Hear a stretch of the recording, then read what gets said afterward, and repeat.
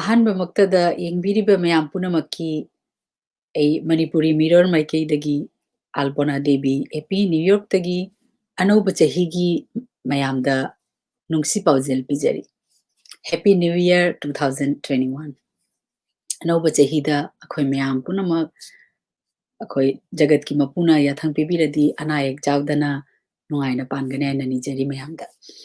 ꯍꯧꯖꯤꯛ ꯄꯔꯐꯣꯔꯝ ꯇꯧꯕꯤꯈꯤꯕ ꯑꯍꯥꯟꯕ ꯃꯛꯇꯗ ꯑꯂꯥꯞ ꯂꯥꯞꯄꯕ ꯑꯒꯔꯇꯂꯥ ꯇ꯭ꯔꯤꯄꯨꯔꯥ ꯃꯅꯤꯄꯨꯔꯗꯒꯤ ꯅꯨꯄꯤ ꯃꯆꯥ ꯑꯍꯨꯝꯅ ꯐꯖꯔꯕ ꯏꯁꯩꯃ ꯑꯩꯈꯣꯏꯗ ꯖꯦꯡꯍꯟꯕꯤꯔꯦ ꯃꯣꯏ ꯁꯥꯕꯤꯔꯤꯕ ꯃꯌꯥꯝ ꯁꯔꯨꯛ ꯌꯥꯕꯤꯔꯤꯕ ꯑꯍꯨꯝꯗꯨꯅ ꯃꯃꯤꯡꯗꯤ ꯑꯅꯨꯁꯀꯥ ꯚट्टाचार्यजी अंकिता भट्टाचार्य अमसुंग के प्रियोज्योति शर्मा यामना फजगरे इसेजे जामना थमोइदा पेनबा फोकजगरे हजि अखोइ मथंगदा मणिपुरी mirror.com गी chief editor in publisher and chief editor ओइजरिबा हामोम प्रमुदाबु अखोइ स्क्रीन दा कौथोकचरी अनोबा चेहि सिदा माकी फजरबा वाहै खरा थम्बिउ हाइना अमसुंग आगी इरायो फबनी प्रमुदा आइगा को-होस्ट ओइबिनगनी अदुना प्रमुदा नेगंदा मतेंग पिबिगनी प्रमुदा स्क्रीन दा लाकपिरो please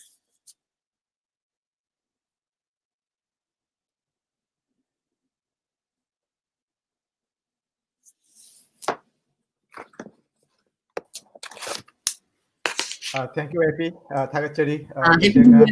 Good morning. Morning. Ngasigi akoi sidadi hojik ayuk haitare anoba chahigi ahanba ayuk aduga akoi hawrakpham Himalaya amadi iramdam dadi hojik anoba chahigi ahanba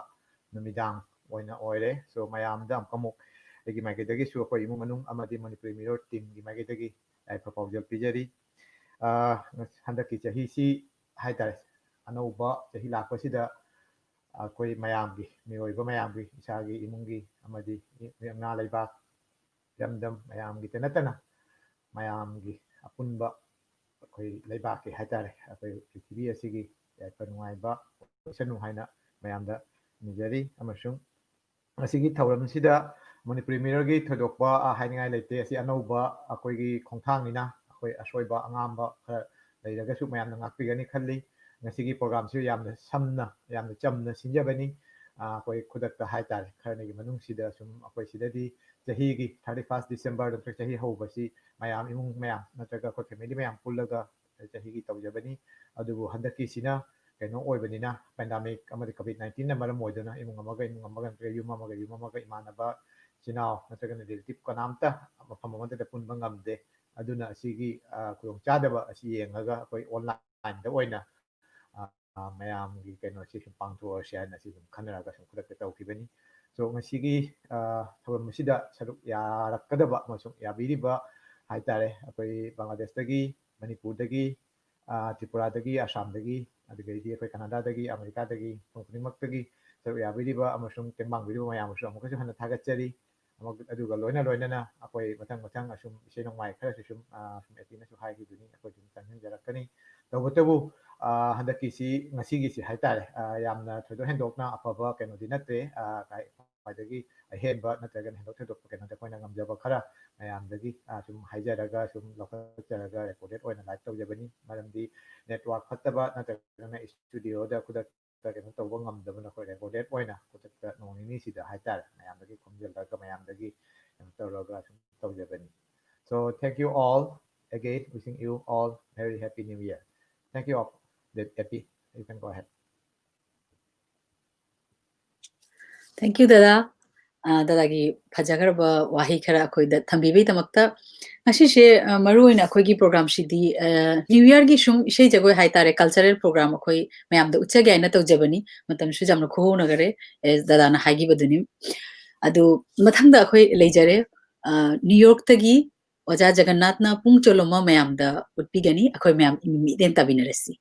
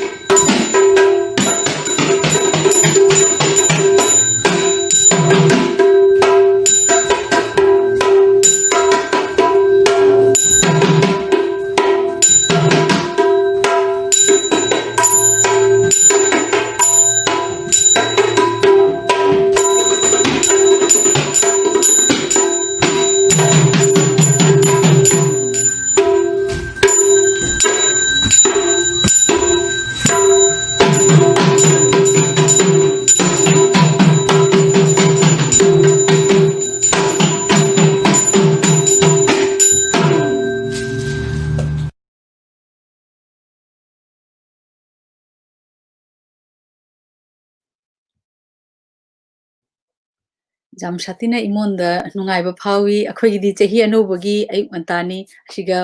ꯄꯨꯡꯒꯤ ꯅꯨꯡꯁꯤꯈ꯭ꯔꯕ ꯃꯈꯣꯟ ꯑꯣꯖꯥ ꯖꯒꯟꯅꯥꯊꯇꯩ ꯇꯥꯖꯕ ꯐꯪꯖꯕꯁꯤꯗꯤ ꯑꯩꯈꯣꯏꯒꯤ ꯌꯥꯝꯅ ꯅꯨꯡꯉꯥꯏꯖꯕꯒꯤ ꯁ꯭ꯇꯥꯔꯇꯤꯡ ꯗ ꯗꯦ ꯍꯥꯏꯕ ꯇꯥꯔꯦ ꯌꯥꯝꯅ ꯅꯨꯡꯉꯥꯏꯖꯔꯦ ꯑꯣꯖꯥ ꯖꯒꯟꯅꯥꯊ ꯑꯩꯈꯣꯏꯒꯤ ꯗ ꯃꯅꯦ ꯃꯤꯔꯔꯒꯤ ꯃꯅꯤꯄꯨꯔꯤ ꯃꯤꯔꯔꯗ ꯄꯨꯡ ꯆꯂꯣꯡꯃ ꯑꯣꯖꯥꯅ ꯄꯔꯐꯣꯔꯝ ꯇꯧꯕꯤꯕꯁꯦ ꯊꯦꯡꯛ ꯌꯨ ꯑꯣꯖꯥ ꯑꯗꯨ ꯑꯩꯈꯣꯏ ꯃꯊꯪꯗ ꯂꯥꯛꯊꯣꯛꯆꯔꯁꯤꯔꯣ ꯑꯣꯀꯦ ꯑꯩꯈꯣꯏ ꯃꯊꯪꯗ ꯑꯃꯨꯛꯀ ꯀꯦꯅꯥꯗꯥꯗꯒꯤ ꯑꯩꯈꯣꯏ ꯄꯔꯐꯣꯔꯃꯔ ꯏꯁꯩ ꯑꯃ ꯁꯛꯄꯤꯔꯛꯀꯅꯤ ꯑꯩꯈꯣꯏꯒꯤ ꯀꯦꯅꯥꯗꯥ ꯑꯜꯕꯔꯇꯥ ꯀꯜꯒꯔꯤꯗꯒꯤꯅꯤ ꯃꯍꯥꯛꯀꯤ ꯏꯁꯩꯁꯤꯅ ꯊꯃꯣꯏꯗꯣ ꯅꯪ ꯁꯛꯈꯪꯅꯗ꯭ꯔꯤꯉꯩ ꯁꯛꯄꯤꯔꯛꯇꯣꯏꯕ ꯃꯤꯁꯛꯁꯤꯗꯤ ꯄꯄꯥꯛ ꯑꯍꯩꯕꯝꯅꯤ ꯃꯥꯒꯤ ꯏꯁꯩꯒꯤ ꯈꯣꯟꯊꯣꯛꯇ ꯑꯩꯈꯣꯏ ꯃꯌꯥꯝ ꯇꯥꯃꯤꯟꯅꯔꯁꯤ ꯀꯦꯅꯥꯗꯥꯗꯒꯤ ꯊꯃꯣꯏꯗꯣ ꯅꯪꯒ ꯁꯛꯈꯪꯅꯗ꯭ꯔꯤꯉꯩ ꯄꯨꯟꯁꯤꯗꯣ ꯅꯪꯒ ꯁꯥꯎꯅꯗ꯭ꯔꯤꯉꯩ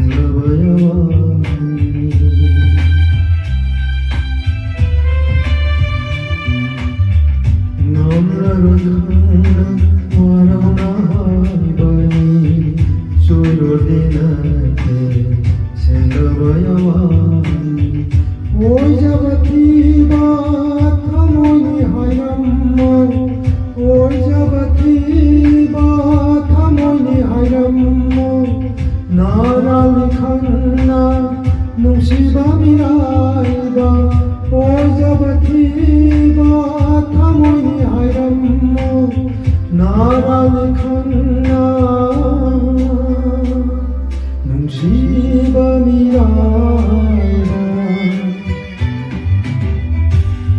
ꯑꯣꯏꯍꯜꯂꯣ ꯑꯩꯕꯨ ꯄꯨꯟꯁꯤꯒꯤ ꯂꯝꯂꯥꯟꯗ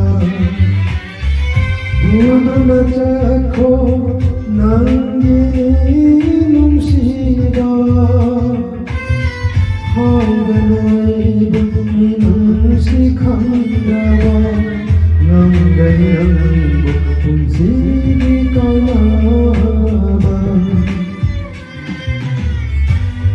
ꯑꯣꯏꯍꯜꯂꯣ ꯑꯩꯕꯨ ꯄꯨꯟꯁꯤꯒꯤ ꯂꯝꯂꯥꯟꯗ ꯌꯥꯝꯅ ꯅꯨꯡꯁꯤꯈꯔꯦ ꯏꯁꯩꯒꯤ ꯄꯥꯄꯥꯛ ꯑꯍꯩꯕꯝꯒꯤ ꯈꯣꯟꯊꯣꯛꯇ ꯑꯩꯈꯣꯏꯅ ꯅꯨꯡꯁꯤꯈ꯭ꯔꯕ ꯃꯦꯂꯣꯗꯤꯌꯁ ꯏꯁꯩ ꯑꯃ ꯇꯥꯖꯕ ꯐꯪꯖꯕꯁꯦ ꯃꯌꯥꯝꯗ ꯊꯝꯕꯤꯕꯁꯦ ꯊꯥꯒꯠꯆꯔꯤ ꯑꯣꯖꯥ ꯄꯥꯄꯥꯛ ꯑꯍꯩꯕꯝꯕꯨ ꯃꯌꯥꯝꯒꯤ ꯈꯨꯗꯣꯜꯗ ꯏꯁꯩ ꯅꯨꯡꯁꯤꯕ ꯑꯃ ꯊꯝꯕꯤꯕꯒꯤꯗꯃꯛꯇ ꯍꯧꯖꯤꯛ ꯑꯩꯈꯣꯏ ꯃꯊꯪꯗ ꯑꯃꯨꯛ ꯑꯩꯈꯣꯏ ꯑꯒꯔꯇꯂꯥ ꯇ꯭ꯔꯤꯄꯨꯔꯥꯗ ꯃꯤꯠꯌꯦꯡ ꯇꯥꯕꯤꯅꯔꯁꯤ ꯃꯊꯪꯗ ꯑꯩꯈꯣꯏ ꯃꯌꯥꯝꯒꯤ ꯈꯨꯗꯣꯜꯗ ꯃꯌꯥꯝꯗ ꯊꯝꯖꯒꯦ ꯀ꯭ꯂꯥꯁꯤꯀꯦꯜ ꯃꯅꯤꯄꯨꯔꯤ ꯗꯥꯟꯁ ꯁꯥꯕꯤꯔꯛꯀꯗꯕꯗꯤ ꯕꯩꯁꯥꯂꯤ ꯁꯔꯃ ꯑꯒꯔꯇꯂꯥ ꯇ꯭ꯔꯤꯄꯨꯔꯥ ꯏꯟꯗꯤꯌꯥꯗꯒꯤꯅꯤ ꯑꯩꯈꯣꯏ ꯃꯌꯥꯝ ꯐꯖꯔꯕ ꯖꯒꯣꯏꯁꯦ ꯃꯤꯠꯌꯦꯡ ꯇꯥꯃꯤꯟꯅꯔꯁꯤ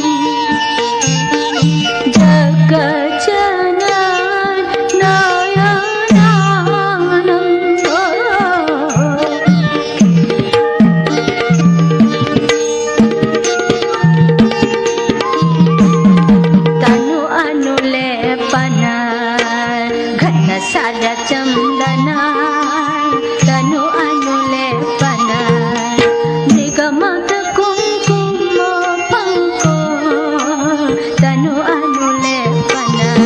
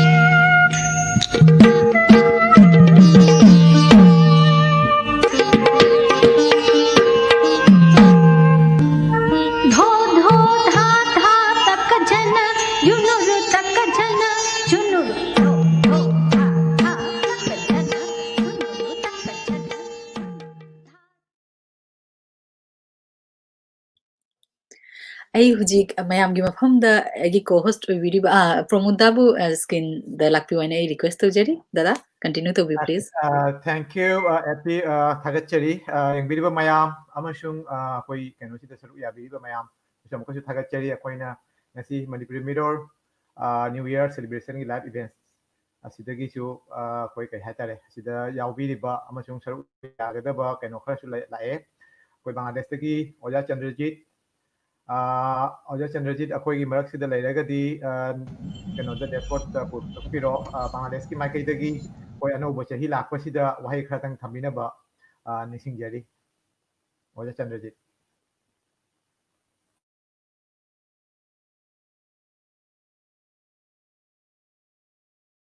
Oja Chandrajit ki se mute lai de. Oja Chandrajit ki se mute lai de.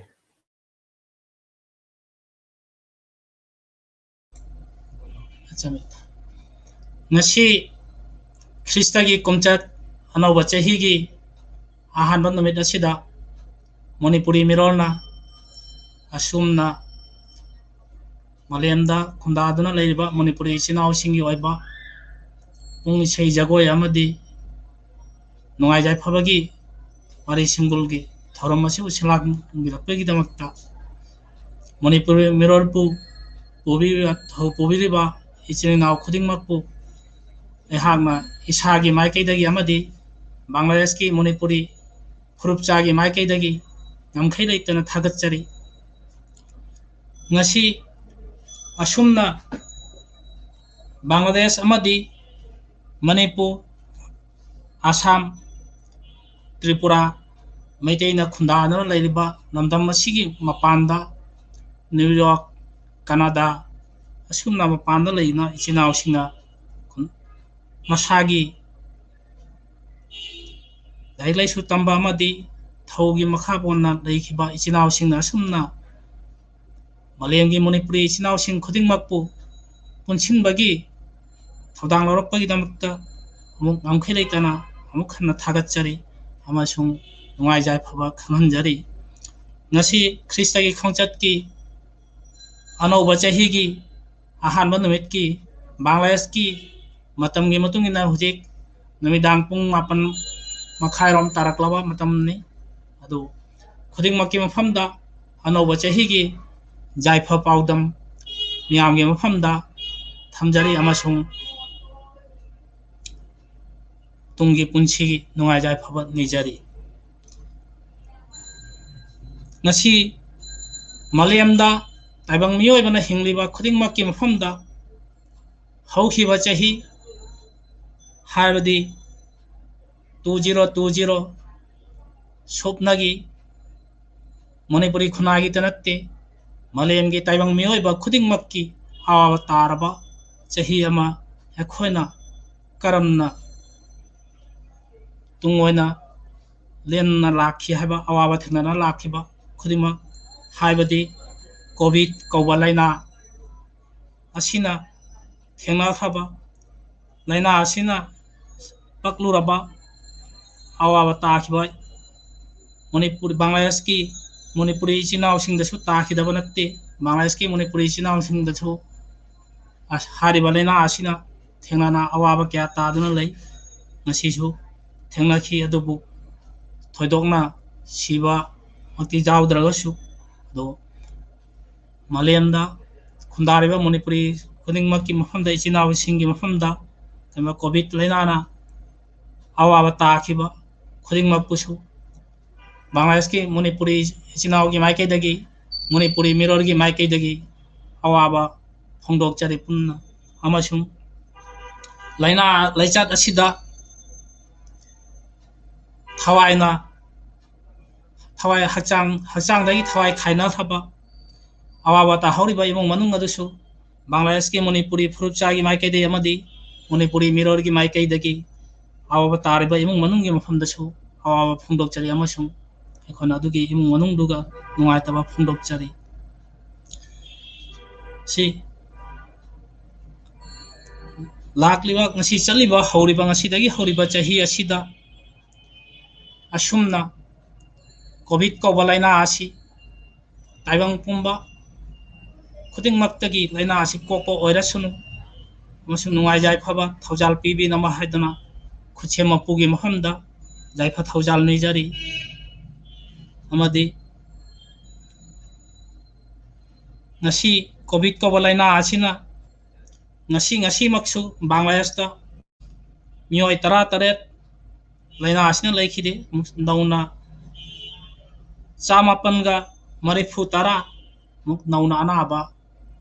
ngasi thengnaki haiduna Bangladesh ki paw khuding makta phungdorakli asiso awaba mani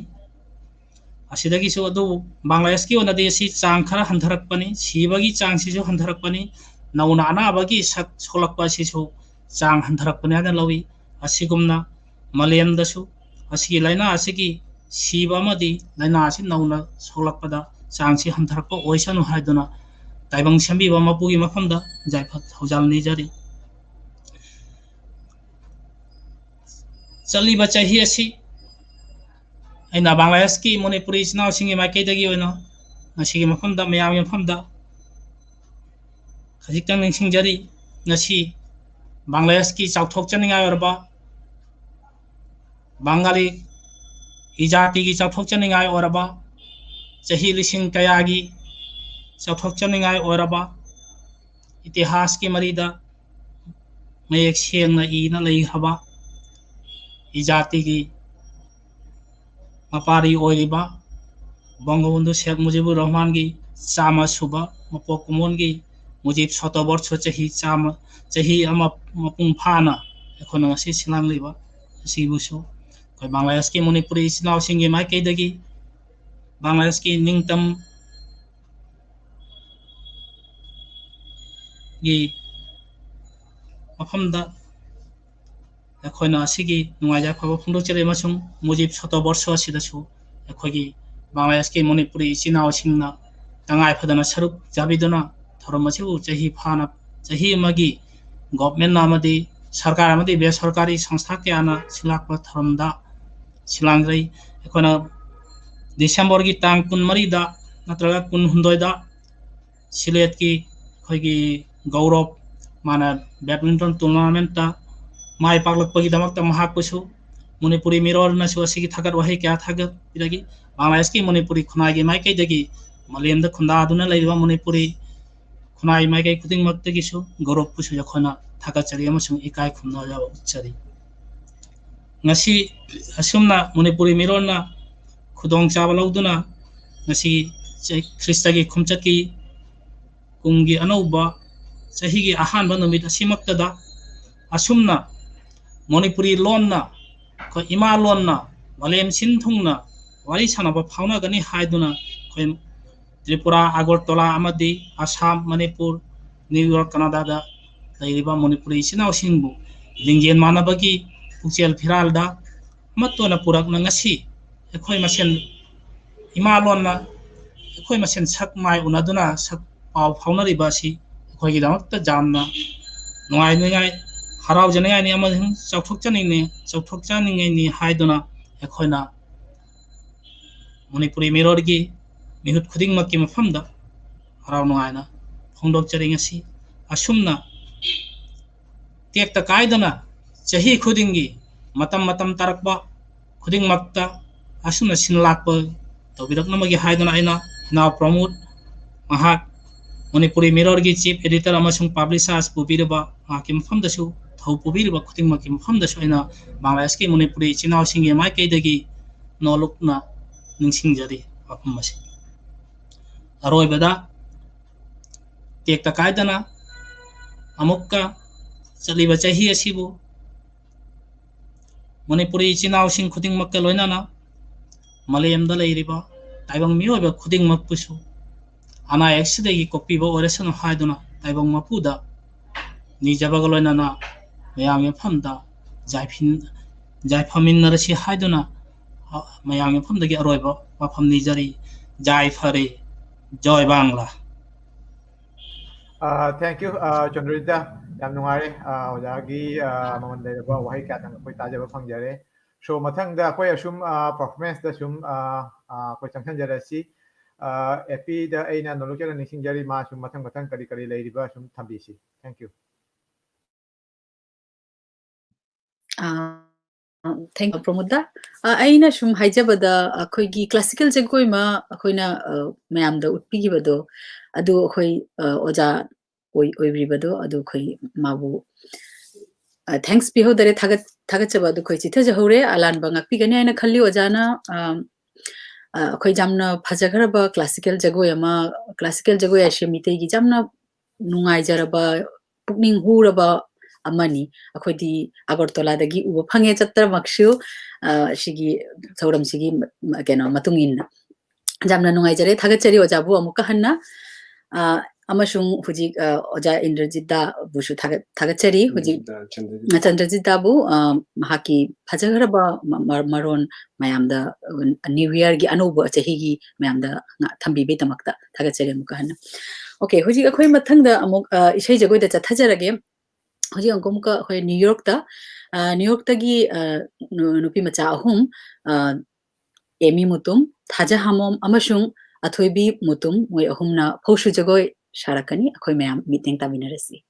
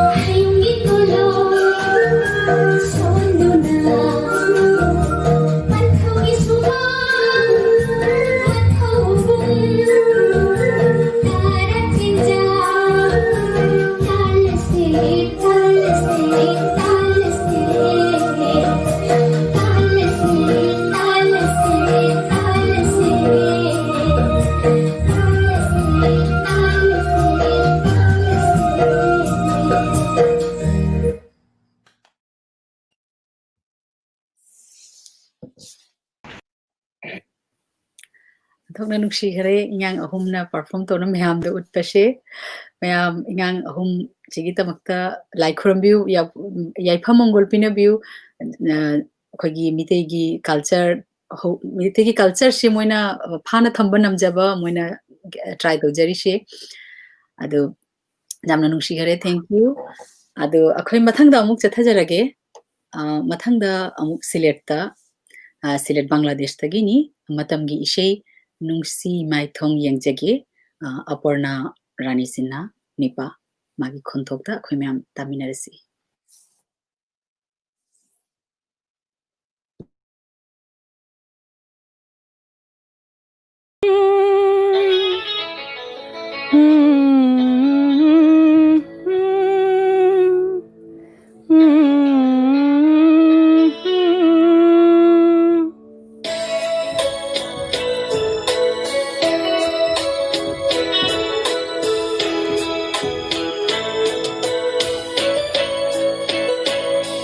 Nungshi mai thong do eng jage khajik tang momo nok la ku nungshi mai thong do eng jage khajik tang momo nok la ku e hang hang le mi tai bang se e hang hang la mi nanga thengnadri nge mamangda e hang hang la mi tai bang se e hang hang lam mi nanga thengnadri nge mamangda tai bangi awa ba kaw thok tuna khajik tang momo nok la ku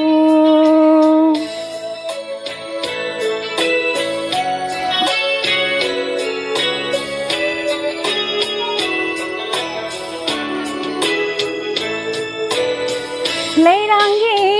leinamga ishegi shurga ke donung dalap naroi adungi khudolni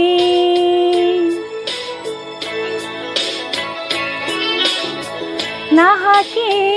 thawaiga ai haki hakchanga ke donung dalap naroi thamoiga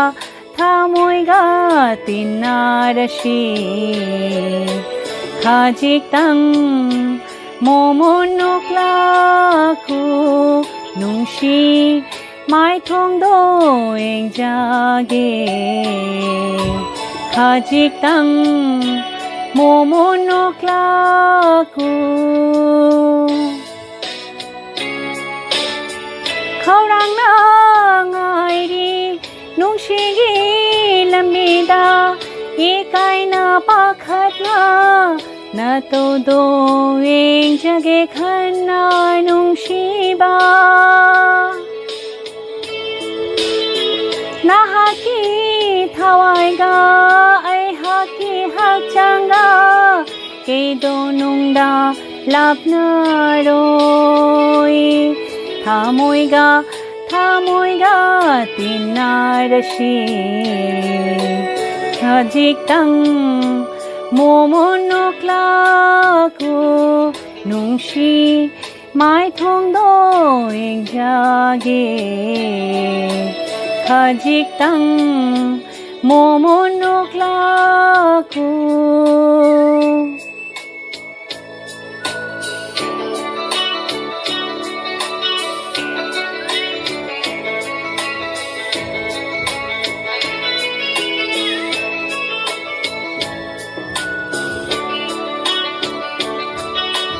khajik tang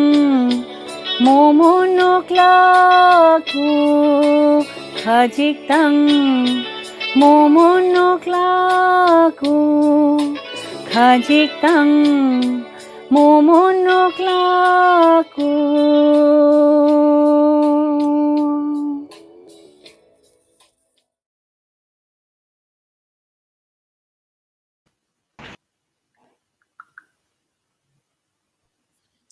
yamna nungsigare anthongna ingna nungsina Aparna Ranina magi khonthokta isei matamgi isei ma mayamgi khudolda thamjari se thagaachari Aparna Rani bu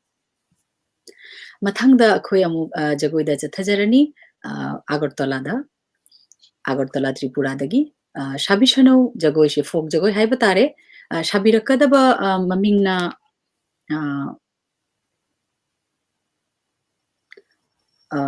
Khoisnam Mamata amashung Hijam Ashmita Agartala Tripura India dagi akoi Shabishanau folk jagoi se mayang mitning taminarasi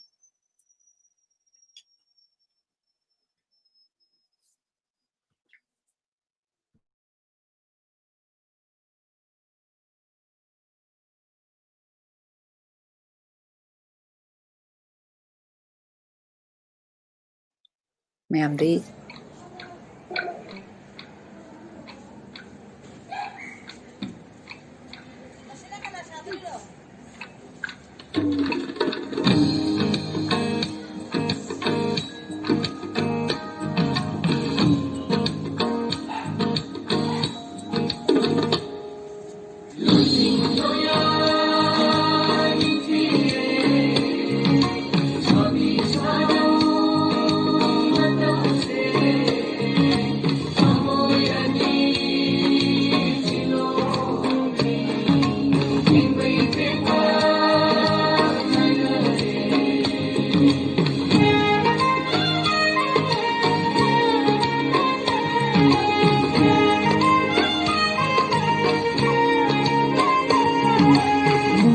Mai không lột lâm bì Ikai Fiji oi ribi Ikai Fiji oi ribi Shamlani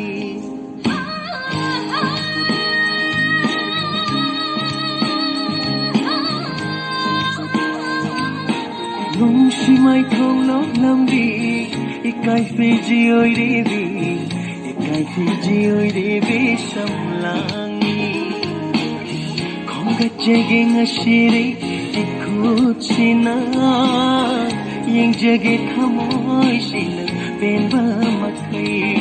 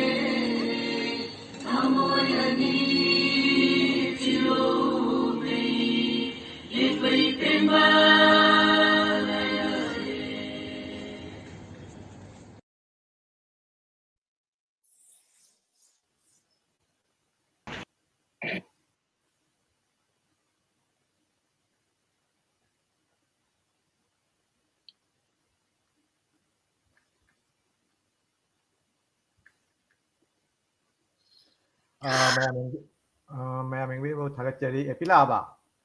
ꯑꯩꯒꯤ ꯁ꯭ꯀ꯭ꯔꯤꯟꯁꯦ ꯐꯨꯜ ꯁꯨꯝ ꯍꯥꯏꯕꯤꯔꯛꯑꯣ ꯁꯨꯝ ꯁ꯭ꯀ꯭ꯔꯤꯟꯗꯤ ꯎꯗꯦ but we are listening. Okay, yamna phajaba akhoi performer utchakhare mayamda jamna nungsikhare Krishna Mamata amasung hijam Anshmita bu amuka pagi tamakta yamna nungsikhare adu mathangda ei amuk Pramuda bu screen da lakpi waina I request tojage program se continue to una ba haina. Thank you dada. Thank you Epi thagachari hujik amkong akhoi Guwahati dagi India dagi hai tare India gi Guwahati dagi Assam gi oja thamnaujau syam leibide oja changbiro thank you oja akhoi Manipuri Mirror Maikai dagi oja bu hanana thagachari ano bu chahina lakpasida oja gi wahai kharatang thambina ba haina nolukena ningsingjari Manipuri Mirror busu ehakna thagachari ahanba maktada Ingreji ki chahi anauba chahi 2021 New Year celebration bu thawrang biriba mingoina pallabada oja Pramod amadi magi timbu haininga leitana thagachari loina ngasigi yaipharaba thoram asibu thogan tawbikhiba oja apibusu thagachari ngasi warigi thodok kayadagi malemgi mafam kayada choijainana khunda laitaduna laikhraba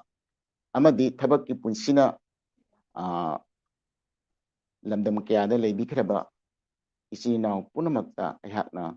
anoba chahigi yaipha paujel pijari ngasi tamthiraba COVID-19 laichatna aikhoi masen hakthengna amaga wari watai sunaba phangdragasu thamoyu iba maridi virtual form dabu oirabasu aikhoi masen nungsinabagi thamoygi mari asi tana thanadana leinanabagi damakta Manipuri mirana paikhat piriba chawruba aidi yamna mamaleba thoram masigi damakta hainingai naitana nungaiba phongdokchari ngasi fajaraba thoram masida Dhaka dagi oja Chandrajit Singhanasu yamna marik chamna phongdokpi khare masigi damakta oja bu hannana thagachari Tripura dagi angang ahum Silet dagi oja Aparna Rani namatamgi isai Tripura dagi Hoisnam Mamata amadi magi timna jagoi isegi thoram yengjaba phambada yamna nungaijaba loinana thamoida chauthokjaba pokchai ngasi akhoi India da sum ingba hore oja imanaba khara oja sing khara ngasi Facebook da lamchak chabagi akhoi mamina chingba thagalakpada yamna nungaijai masisu mathel ama oina aina harau nungaiba malemgi mafam kiyada khunda laitaduna laikhraba marup apang singda ihakna share tawjari hoji akhoi ijatigi longi natraga akhoi tungda horakliba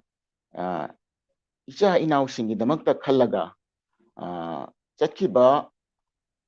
December gi tang 18 ningthokabada All Assam Manipuri Youth Association amadi Manipuri National Council kauba loop anigi banner makhada akhoi Dispur Secretariat manakta leba last gate ta akhoi mioi cham mukna henbana akhoi wakat kya ga loinana akhoi sitting demonstration phamjaki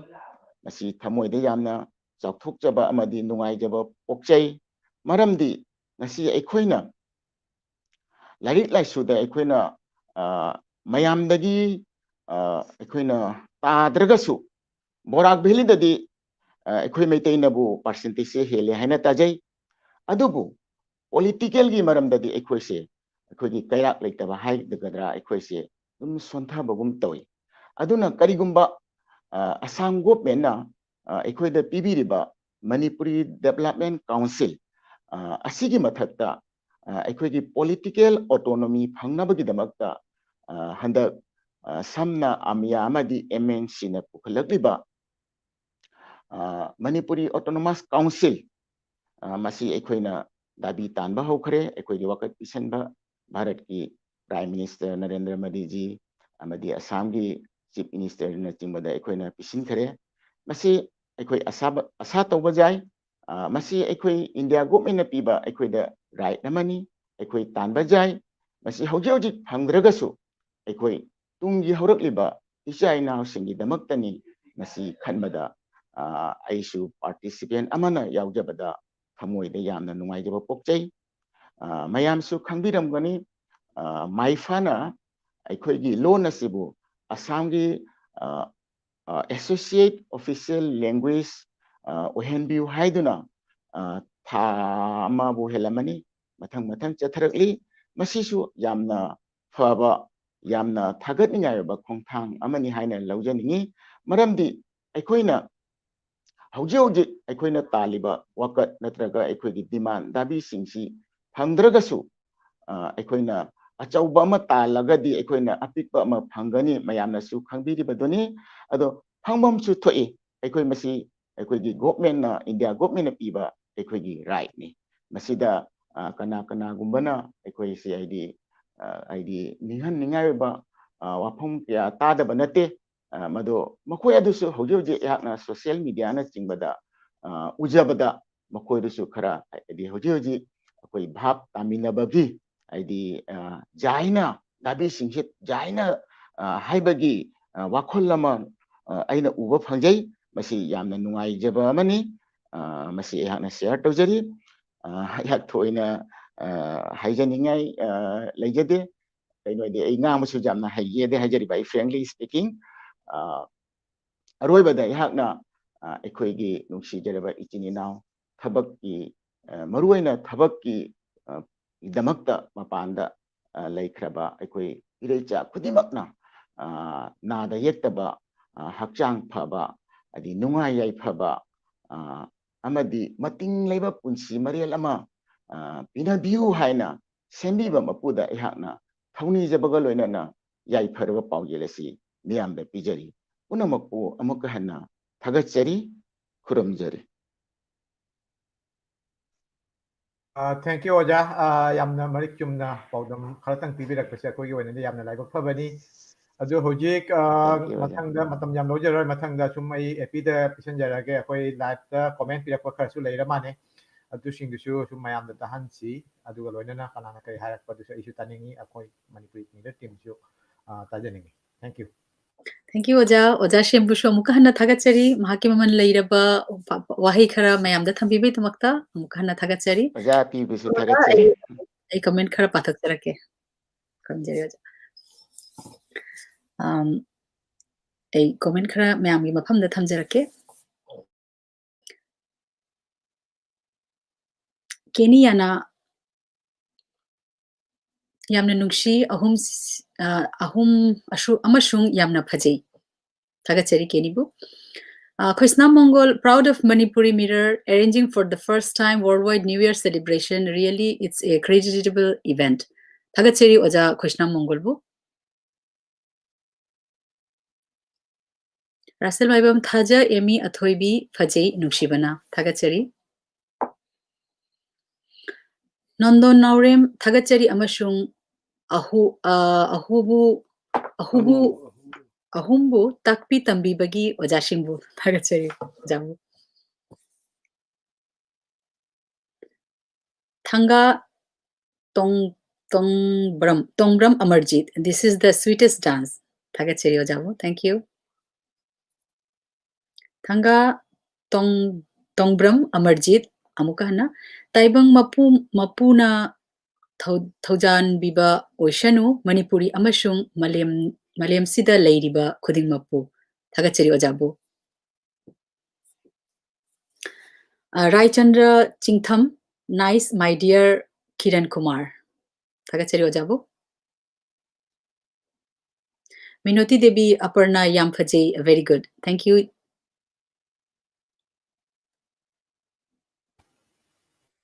Rima Devi yam phajei yam hei dance su. Thank you. Thagachari.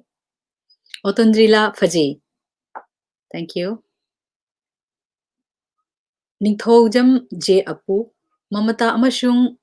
Anushmita gi jago yamna ningthi khare yengbada pele thagachari artist animapu thagachari ojabu. Khoisnam Birola 2020 loikhina anoba chahina lakpashida 2021 gi yaifa paujilbu pijaduna Manipuri mirror hainingai leitana thagachari. Thank you ojabu. Tondon Naurem matungda atei jagoi kayashu henna thoina sharuk yakho no khoi anigi jagoi gi heisingba thagachari ojabushu.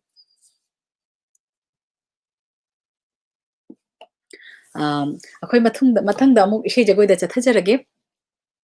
Mathangda amuk leijare papak aheibamna amuk mayamgi mafamda isei matamgi isei maga thamjagani. Adu ma hakshe Montreal nate ma Canada Calgary Canada dagini adu akhoi mayam isei mayam taminarsi.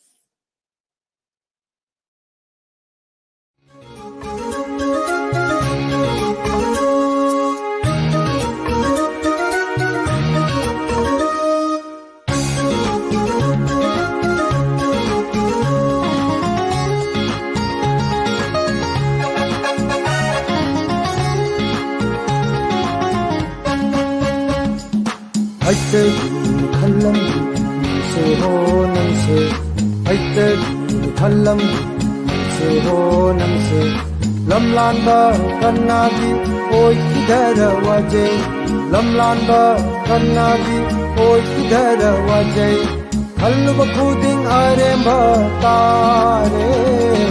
manglu ba manglan mang phawna da tople Hallu ba khuding are ba tare Manglu ba manglan mang phawna da tople Aite khallam nang se ho nang se lam lan ba kanna gi oi kidhar wajai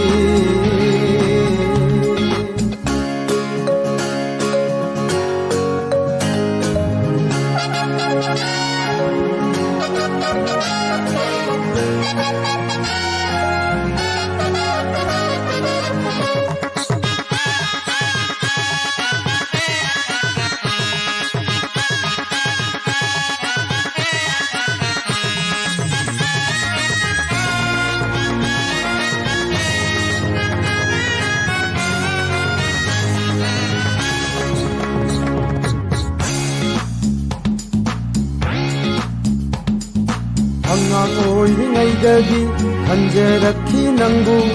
nunsibini khanna bongdogoine na phanda Angang oiringaidagi khanjarakhi nangbu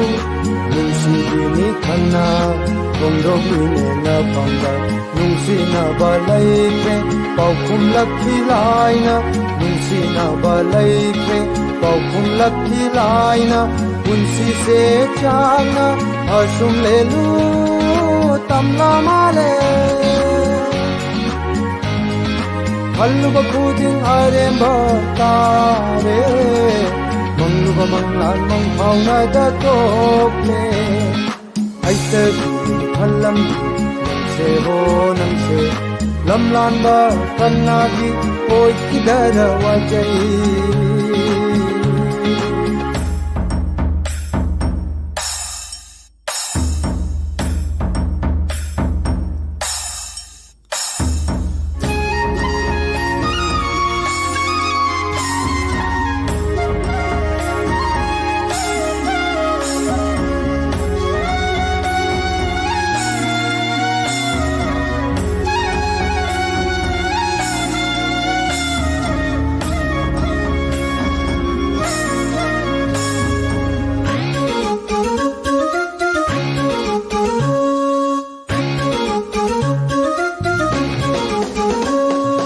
Nahan makhaidi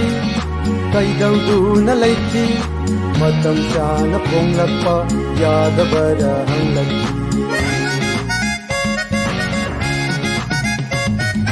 nahan makhaidi kaidawduna laiki matam chana ponglakpa yadabara hanglaki matik chadri khanduna hongam kide nungsiba matik chadri khanduna hongam kide nungsiba matam kaya thamoy chapna lelak la tungsida halluba kuding aremba tare mangluba manglan mang phaunai da tokle aitagi thallam se ho nang se aitagi thallam se ho nang se lamlan ba kannagi oi kidara wajai lamlan ba kannagi oi kidara wajai oi kidara wajai oi kidara wajai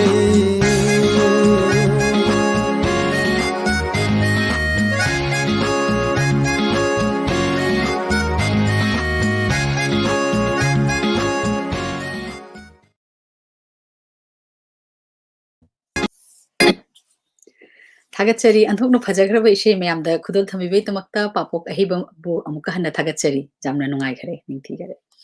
हजिक मथंगदा अमुक अखोय New York Canada sorry New York त अमुक अखोय meeting तमिनरसी हजिक बाशोक इसे मयामगी मफमदा अखोय खुदल थमजगनी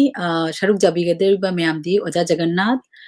चौबिथो ओजा जगन्नाथ लाइरिंगजम चौबिथोय लाइरिंगजम जेसी लाइरिंगजम अमशु जोलीमुनी लाइरिंगजम अखोय मयामगी बाशोक इसे मयाम meeting तमिनरसी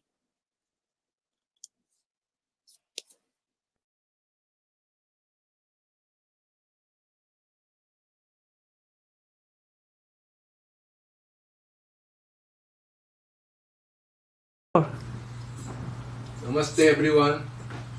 We are performing Manipuri dance. Me Jagannath Lairanjam, Chaubithoy Lairanjam, Jesse Lairanjam, and Jolimani Lairanjam. It's a part of Northeast India. Thank you watching everyone and supporting us. Thank you.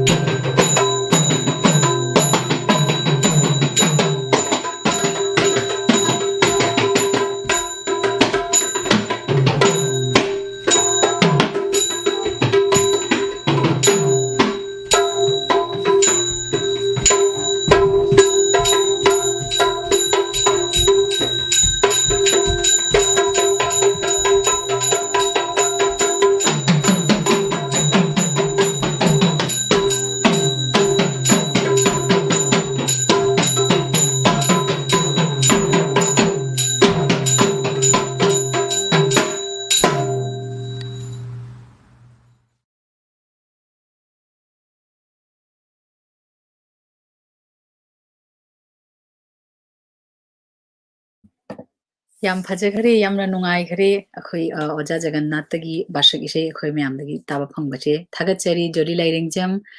chawbithoi lairingjam amashung jesi lairingjam bu phajagaraba bashak ise ma mayam da perform tawi bi tamak hojik mathang da ei pramod da bongkum question jarake skin da program se continue to bi waina pramod da please Thank you, Happy. Hujik akoi maraksida Canada dagi haitare Canada dagi Ontario province ki Toronto da leiba akoi Manipuri Association of Canada MEC ki kaino oina president oina thaukubi ba oja na bakishar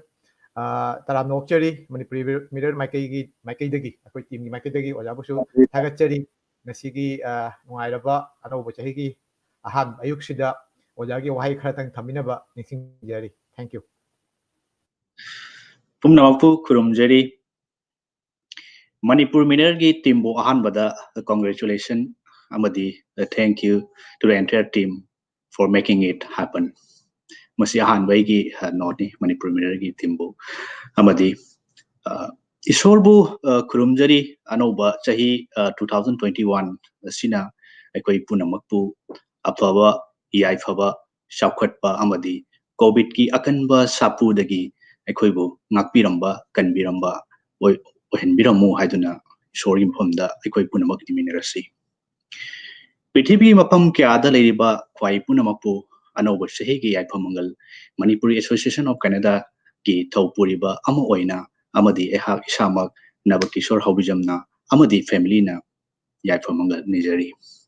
wish you all a very happy and a prosperous new year 2021 stay safe and a good wishes to Manipur Mirror thank you very much Thank you Naba I am coming epi the lecture again akoi shum ise jagoi ate shu leiram kini hana khalli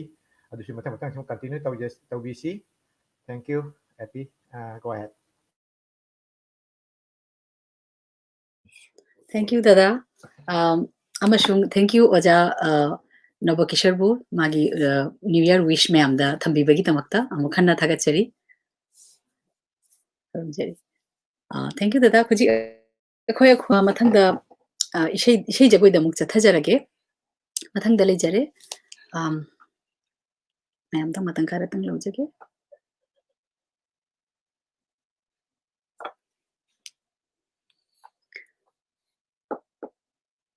mayam da matam khating lojari okay hujik amuk jagoi magal lejare Manipuri rash jagoi ni ashi mayam da kudol thamjage Khoisnam Mamata amuka hanna Khoisnam Mamata amashung Khoisnam Mamata na sajarakani Agartala India dagi jagoi she rash jagoi ni akhoi mayam miteng taminarasi Agartala Tripura dagi ni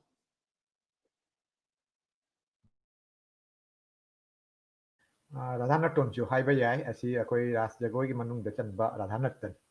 gi saruk na haita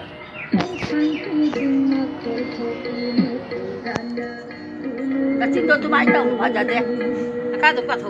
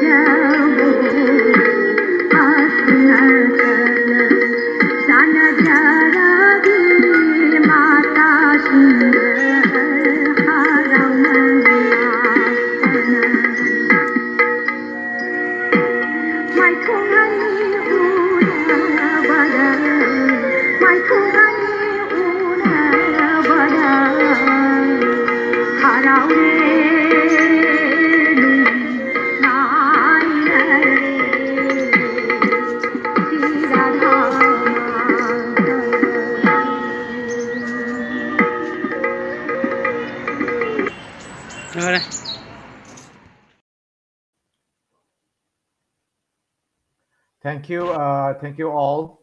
Akoi ngasigi program asibu saruk yabiriba amasung yengbiru mayambu hanana thagatchari. Aduga akoi maruoina Agartala-gi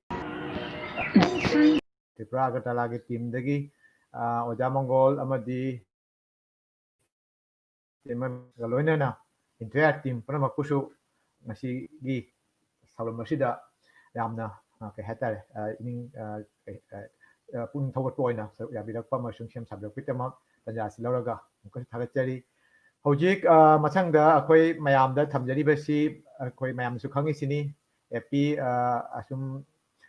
kano tana anchor oiba tana akoi ise jagogi lamdasu khongdaribi amani mahak ise matang tabi si mayam yengbisi tigi matamgi ise yama.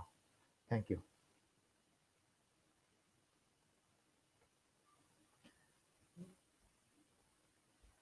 Mak ise si lakisano within 1 minute or kup kharag manung ga sodina tholani akoi technical para problem. Mayam bo kuramjari. Happy New Year.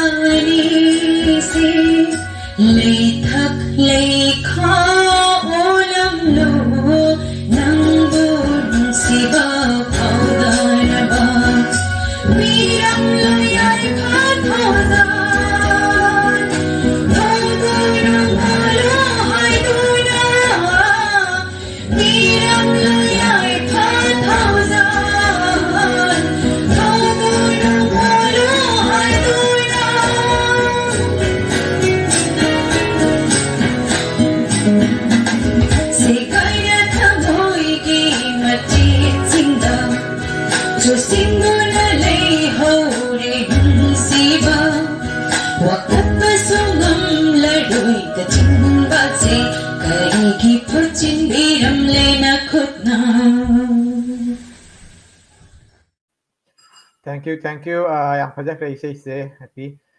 ꯃꯊꯪꯗ ꯑꯩꯈꯣꯏ ꯀꯩꯅꯣꯁꯦ ꯑꯩꯈꯣꯏꯒꯤ live ꯏꯚꯦꯟꯁꯤꯗ comment ꯇꯧꯔꯛꯄ ꯈꯔꯁꯨ ꯂꯩꯔꯦ ꯇꯥꯟꯖꯥꯁꯤ ꯂꯧꯔꯒ ꯑꯩ comment ꯈꯛꯇꯪ ꯄꯥꯖꯔꯛꯀꯦ ꯑꯗꯨꯒ ꯋꯥ ꯑꯃꯇꯪꯒ ꯊꯝꯖꯔꯤꯕꯅ ꯑꯩꯈꯣꯏ ꯃꯇꯝꯁꯤ ꯈꯔ ꯈꯨꯌꯧꯅꯕꯅ ꯀꯣꯃꯦꯟ ꯄꯨꯝꯅꯃꯛꯁꯨ ꯄꯥꯖꯕ ꯑꯃꯗꯤ ꯃꯌꯥꯝꯒꯤ ꯋꯥꯍꯩ ꯐꯖꯕ ꯀꯌꯥ ꯂꯩꯔꯕꯁꯨ ꯑꯩꯈꯣꯏꯅ ꯂꯣꯏꯅ ꯂꯥꯎꯊꯣꯛꯆꯕ ꯉꯝꯖꯗ꯭ꯔꯤ ꯉꯝꯖꯔꯣꯏ ꯑꯗꯨꯅ ꯍꯥꯟꯅꯅ ꯀꯩ ꯍꯥꯏꯇꯥꯔꯦ ꯉꯥꯛꯄꯤꯒꯅꯤ ꯃꯌꯥꯝꯗ ꯑꯗꯨꯒꯤ ꯀꯩꯅꯣ ꯇꯧꯕ ꯅꯤꯖꯔꯤ ꯇꯣ ꯑꯁꯤꯗ SJ ꯑꯣꯅꯤꯜ ꯁꯤꯡꯍ ꯃꯥꯅ ꯍꯥꯏꯔꯛꯏ ꯑꯅꯧꯕ ꯆꯍꯤ 2001 ꯃꯌꯥꯝꯒꯤ ꯄꯨꯛꯅꯤꯡ ꯊꯧꯒꯠꯄ ꯑꯣꯏꯔꯁꯅꯨ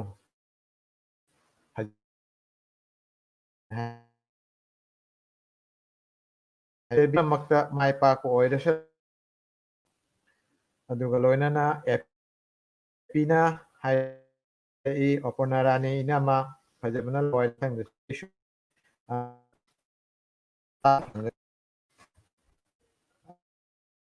ꯗꯤ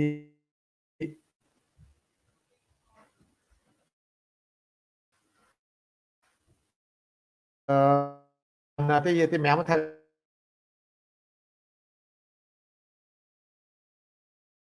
ꯃꯊꯪꯗ ꯑꯩꯈꯣꯏ ꯑꯦꯄꯤꯕꯨ ꯑꯩꯅ ꯁ꯭ꯀ꯭ꯔꯤꯟꯗ ꯂꯥꯛꯅꯕ ꯍꯥꯏꯅ ꯀꯧꯊꯣꯛꯆꯔꯤ ꯃꯊꯪꯗ ꯄꯔꯐꯣꯔꯃꯦꯟꯁ ꯑꯇꯩ ꯀꯔꯤ ꯂꯩꯕ ꯑꯗꯨꯁꯨ ꯁꯨꯝ ꯊꯝꯕꯤꯔꯣ Thank you, Dada. Thank you. Screen da lakti bai tamak amuka na thagat chari. Comment me amadi screen da lak chabani ado akhoi net shu khating we ko gibana pa hoba nam hojai matam chana do shoi khating ka pajarakhe. Minute TV wa yamna fajai. Wow. Alpha yam nungsi.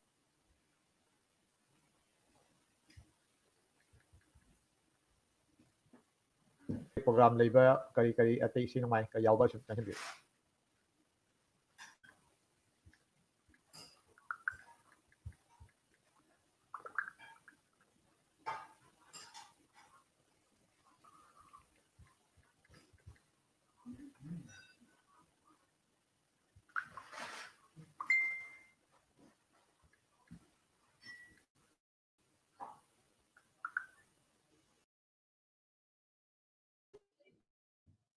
Thank you. Pramudaba amuka na thagat chari. Akhogi net se khating we koi bana khara comment khara clear oina khoi taba namje hodare. Adu mathangda matam leijaradi akhoi amuka pathok chabi hona jagani maya waro biganu. Hojik mathangda amuka akhoi Silet Bangladesh ta chajaragani akhoina hairu ragadi program shigi khaurang na ngaijaba mayam na tajage na ngai na leijabani ojani akhoigi ming challaba mayam na shakhang naraba international oina oja Rana Kumar Singh agi konthokta akhoi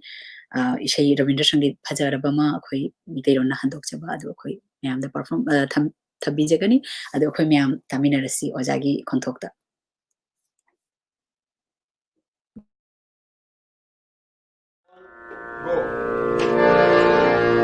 Adiyathanna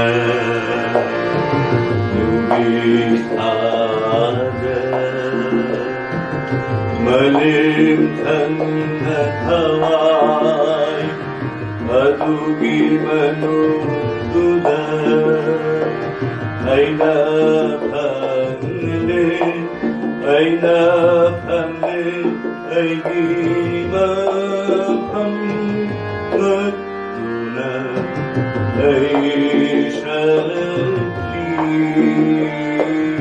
Shakli aigi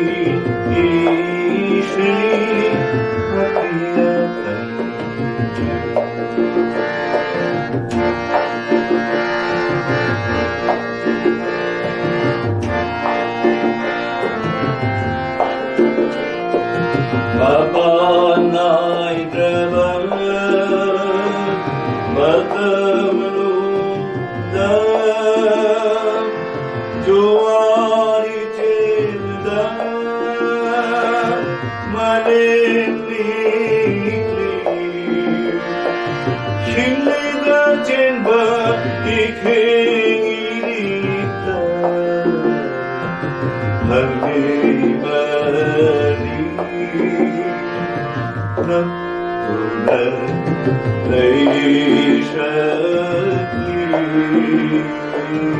Shakli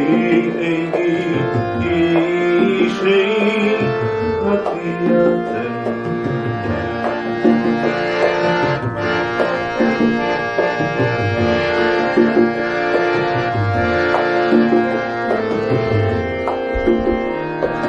Shadithat Om Atunan Umandambi Chatpada Leidang Dengau Raduna Bukling Sunaduri Sanduk Denei Harau Bagi Masyad Natuna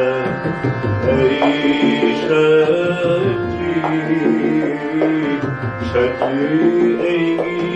Ishai Talina Pona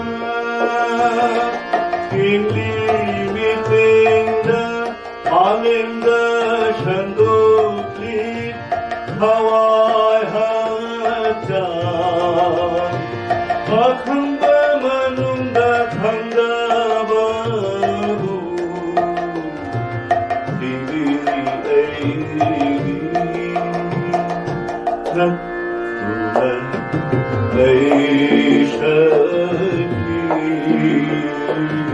Shakli Egi Ishai Hatiyatan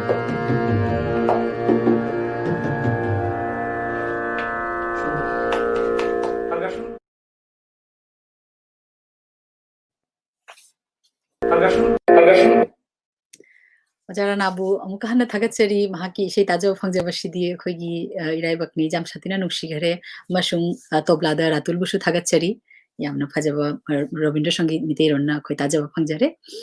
adu akhoi asina aloiba haiba tare aloiba isei thamjagibani mayamgi khodolda adu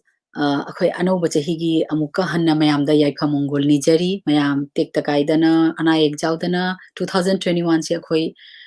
hingbanam jaba adu ai mayam da mutanga singduk chahoge dada screen da lakpi gadro last time aloi ba wahi hai na ba net si khara mong chade or something wrong do orga shum tantek na haige yam phajake epi thank you adu galona na mayam da ina nolukchen ni sinjare koi net ki problem na tragna te problem lei duna koi gi program asi da event asi da kari ma shoy ngam yawroga shu mayam na ngakpiu aduga khudakta live ta tawbina akoigi ithorokpada natragana haidokpada karigumba asoiba mingda natragana jagoi isegi mamingda karigumba keno leiraga shu mem ngakpigadra haina khalli thodokpa letragadi APS sum amtang check tawbiu akoigi technical team da leri basing ati kara gumbagi awat pa leibra leiragadi okay check to jagin ha yam tum sum keno tawba yagani aduga mayamda ina ningsing yaning makoi asidai sida yaugdaba kenosing si kahata pure jo ti isei ama nat isei ama ni natraga jagoi gi akoi kenosing sida leiragadi akoi kenoda thabirak na bahina ningsing jari technical team please kenoda leiragadi asu mathang da jagoi kariguma leiragadi akoi gi kenoda haita dashboard ta natraga na kenoda leiragadi sum thabiro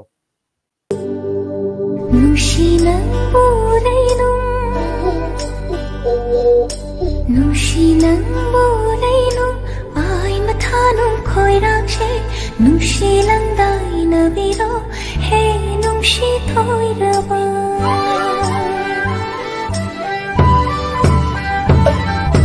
Nushilang borainum ai mathanum khoirakshe nushilang daina biro he nushi thoirabi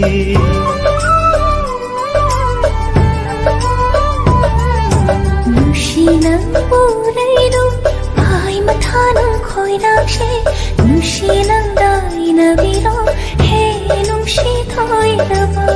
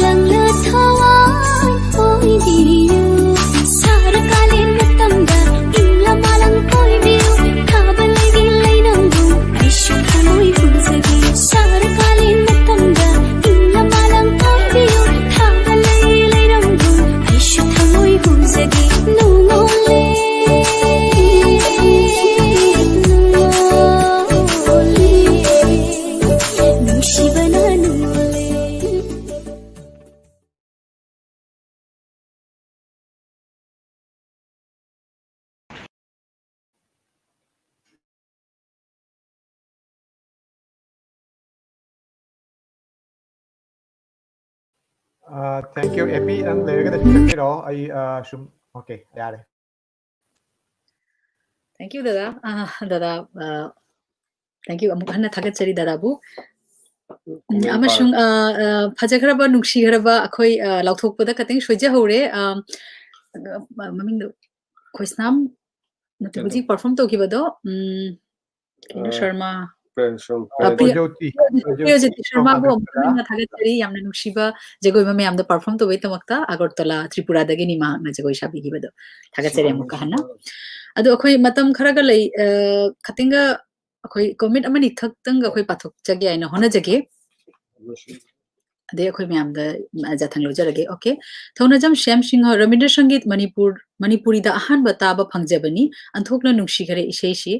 thagatchari isei shibu shakpiriba oja amadi taba phanganbiriba Manipuri team bu thank you thagatchari oja bu akhoi gishu haraujabani mayamda Manipuri mitei ronna handokpa tahan baba phangdiba piba namjabase mathangda amaga thank you Manipuri Mirror for arranging a cultural program happy new year 2021 thank you thagatchari okay hujik mayam dagi yathang logjarage mayam akhogi program se yeng bibe tamakta live che mayam ba mukhana thagatchari mayam da anoba chahi gi yaifa mongol nijari happy new year 2021 thank you